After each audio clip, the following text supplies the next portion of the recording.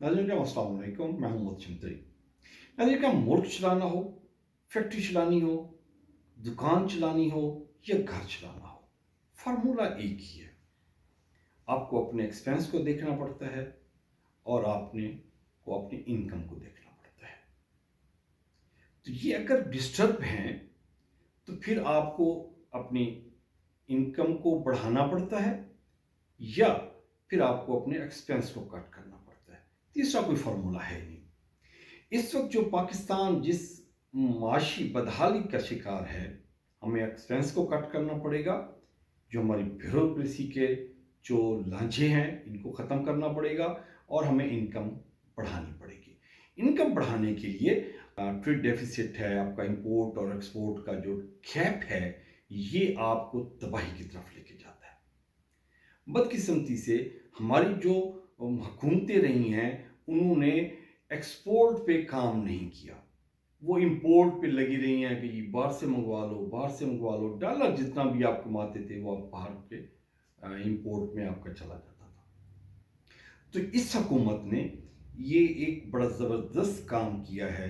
Basically काम इससे करवाया गया है और ये इनिशिएटिव जो था, चीफ ऑफ आर्मी स्टाफ हैं, उनका ये इनिशिएटिव था।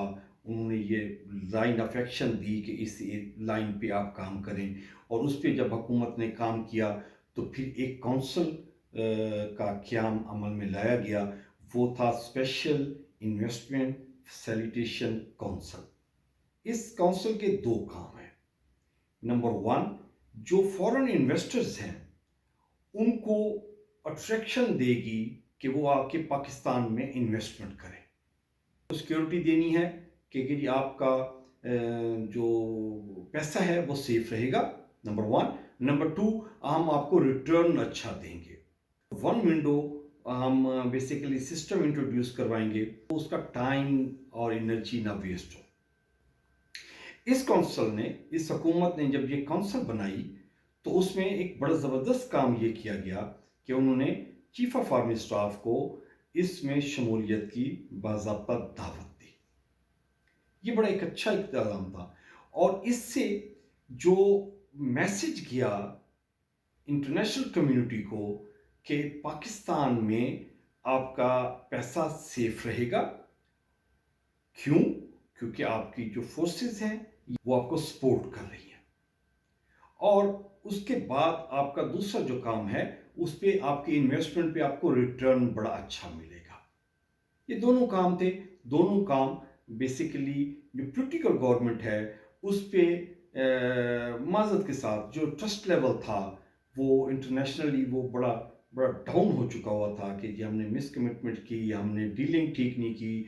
हमारे यहाँ पे इन्वेस्टर जो आता है उसके लिए प्रोसीजरल इतनी लेंथी हो जाता था कि जी वो कहता था यार दफ़ा करो, किसी और मुल्क में जाके इन्वेस्ट कर लेते हैं। इस काउंसिल का एक दूसरा काम भी है, वो बेसिकली माफिया को जो है उसको भी उसने नथ डालनी है। इसलिए बेसिकली जो फोर्सेस हैं उनको इस काउंसिल में अटैच किया गया है।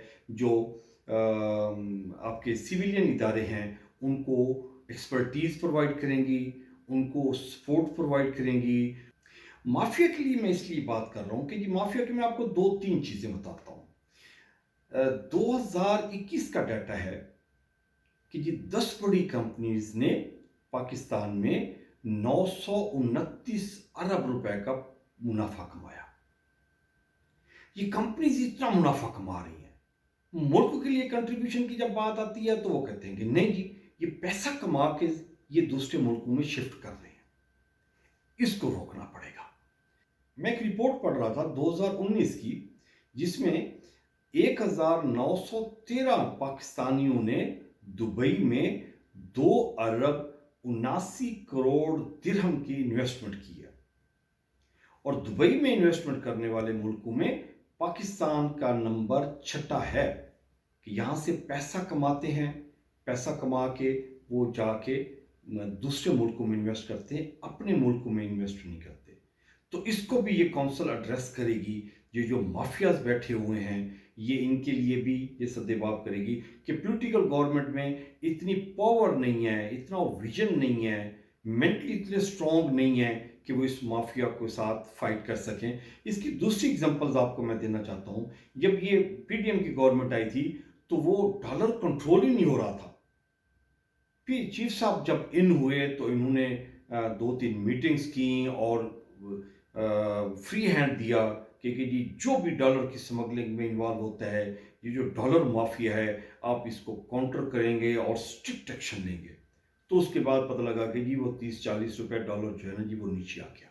اور اس کا ایک سیکنڈ پارٹ بھی ہے جو جی سی سی کے نام سے ہے، دی گلف کوپریشن کونسل کے ساتھ بھی یہ کولیبریشن کر رہی ہے. آپ آئیں اور آپ ہمارے ملک میں انویسٹمنٹ کریں.